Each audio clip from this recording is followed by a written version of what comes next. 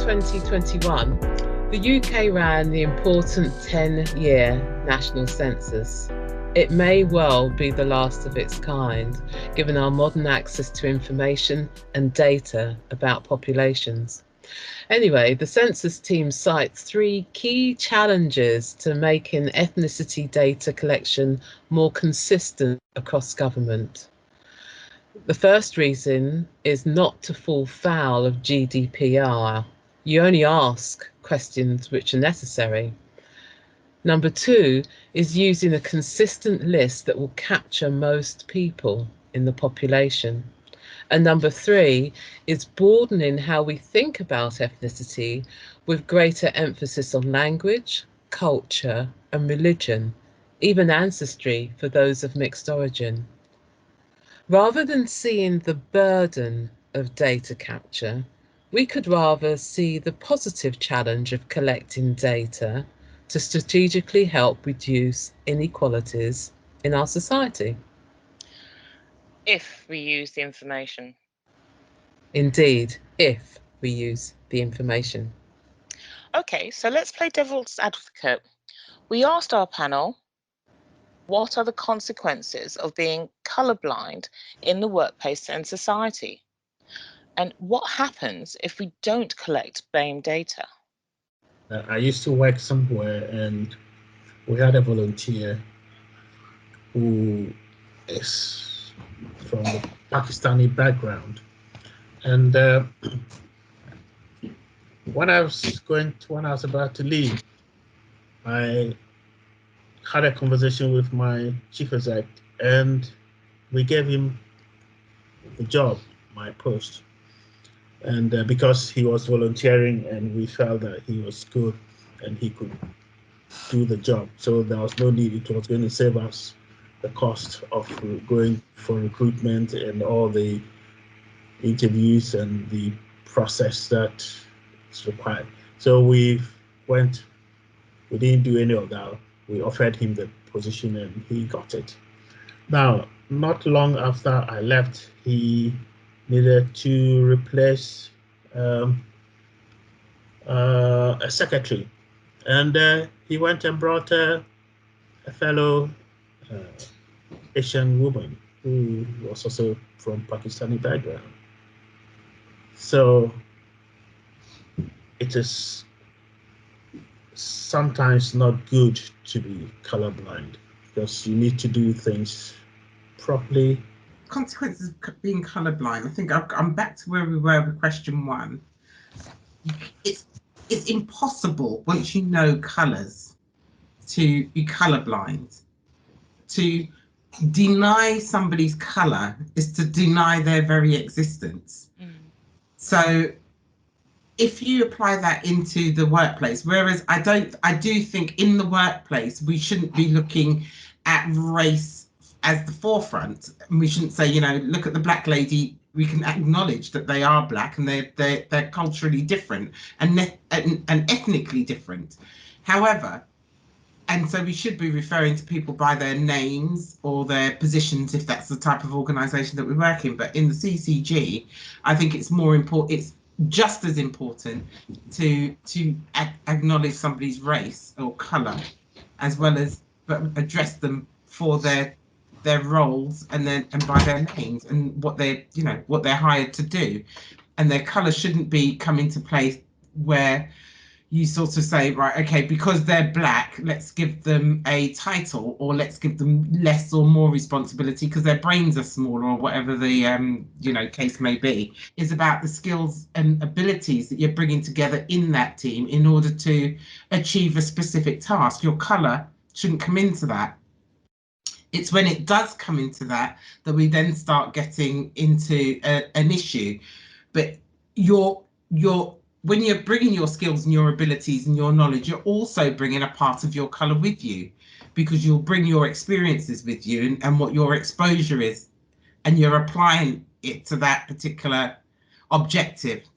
So I don't think you can be colourblind in a workplace, but it shouldn't be the first at the forefront. It shouldn't be, I'm going to hire Ellenham because he's black and he's male, and we don't have enough black males in the CCG, so we need a few more, and then we just park him on a chair and then set him up to fail, because that's exactly what we would be doing, because you're not hiring him for his skills and his abilities and what he can add to that team. You're hiring him because he's a black man. So it adds nothing to the demographic or the objectives of the organisation. So I don't think we could be colourblind in an organisation. And if it goes to hiring, there is an unconscious bias. When somebody walks into a room and or a screen, as we're interviewing nowadays, the first thing you see, again, I'm back to that thing, the first thing you see is somebody who either looks like you or doesn't look like you, or they speak like you, or we both speak French, or whatever the case may be. You see that and you identify with that.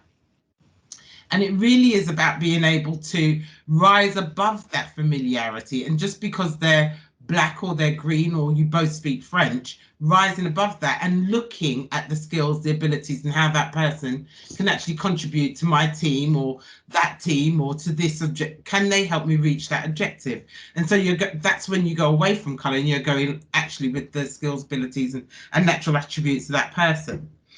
For data collection, I work in quality, so therefore we need data. We definitely need data to identify health inequalities, where does CCG put its money? What does it need to invest in?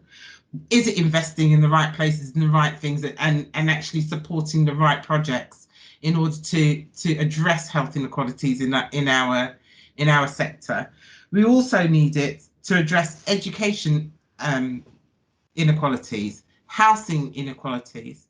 I mean, in recent weeks we actually saw, and that didn't come down to race, but it did come down to areas where persons were living in substandard living environments that you just kind of think, how is this happening? And it's 2021.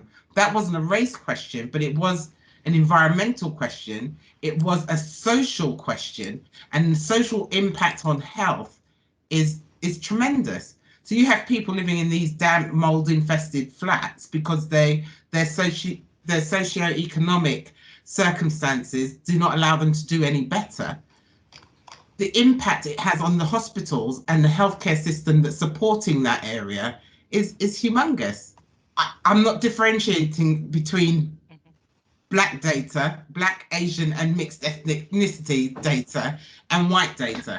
Because I think all of the data is important, because without collecting white data, you wouldn't notice the difference between the black, the Asian, the others. So you need to collect it regardless of whether we're black, green, yellow, or purple. It's the only way we'll see the discrepancies. And actually, sometimes that data doesn't show us what we think, does not support the perception. So, and that's another use of the way that we need to use data, because sometimes it actually knocks the perception on its head, and doesn't support that, oh, we're all hard done by. But hang on, wait a minute, you've got X amount of the population actually living in quite affluent areas that are of black, Asian, and mixed ethnicities, or and doing really well, and their health patterns are actually really, doing really well, and they're not having a huge impact on the health economy. So their diabetes is all controlled, and their high blood pressure is all well controlled, because they've had a better education, not just a formal academic education, but a cultural education in other ways. And they're using that to the betterment of themselves and their children, and to their elderly parents. Just to say, I mean, from just what each of you was saying, it's about this society is not homogenous. There might be pockets in the society which are very homogenous culturally on an ethnic basis, but actually, in big metropolitan areas like London, it is not homogenous. So this idea of differences is unavoidable, as you're all saying. It's unavoidable, because we're not homogenous, and it therefore requires actually great sensitivity to just talk about those differences, because they exist, they're recognised, and you can talk sensitively about those differences if you've got knowledge and awareness. So that kind of needs to be the game needs to be really ramped up around that. In that CRED report, it talks about, and this was going back to Eleanor's point, they refer to something called an affinity bias. So that's like when someone walks in the room, they look like you, and it's that whole psychological comfort. More so than asking the question of consequences of being colourblind in the workplace, I actually think we should be talking about and supporting and finding a way of talking about our cultural differences, our racial differences, our religious differences, our tolerance levels, our acceptability and non-acceptability, and finding those safe spaces in which to do so in a way that other people will not, those that we are talking about or talking to, find it non-offensive. So if you look at some of the conversations that we've had in the race meetings, the oh God, what are they called? Race Forum. In the Race Forum, and you read some of the comments, some of them could be quite horrifying from our white counterparts and how they feel and how they're being made to feel, and that I've put that in quotation marks, and it's making them angry. But that's not what this is about. It's not about saying we're better than you, or that we're again the victim and you're the oppressor. It's not about that. We have to get to a point where we're able to, as Black, as white, as Asian, as people, to talk about it in an adult fashion. You're saying, I find the term BAME offensive. I'm not telling you to stop using it, but I find it offensive, and do not refer to me as that. That's what I say. No ifs, no buts. I don't think you're racist for using it. Sometimes we take things, and that is the corporate we, the huge we, black, white, green, or yellow, is right out of its context. And a bit like, you've just taken two words out of that report. I can't stand that report. I think it should be burnt. But anyway, the affinity bias, and we take these words and then we're going to apply them to something else. And we're as humans, we're really good at doing that. We take it out of context and take a sentence or a couple of words to meet our own objective and to portray it as our own objective. And then you put the whole paragraph around it. You just go, hang on, wait a minute, that's not what that meant at all. It's like preachers in the Bible. They take parts of the Bible and they teach it to you, but you go home, you read the other paragraphs, and you kind of hang on, wait a minute, where did my preacher get to that? So we need to get to those, to have those sensible conversations, both within the Black community, so people stop going, the white community, so they don't feel like, oh yeah, well, we need to oppress them, we need to get, we can't get them getting any better, or hang on, wait a minute, but now I'm beginning to feel like a victim. In the workplace, we need to find that forum where we can all come together and have a sensible conversation and not be so that enriches which enriches us all. So therefore, you get rid of, you can't be colorblind or colorblind, but we can be color enriched. Beautifully put. So, dear listeners, hopefully you've heard all of the three discussions. What do you think? Are we any closer to being done with race? We do hope that you've enjoyed this podcast. Remember to leave a comment or to contact the Beyond BAME group if you'd like to join. You've been listening to Beyond BAME, seeking better understanding through shared minds.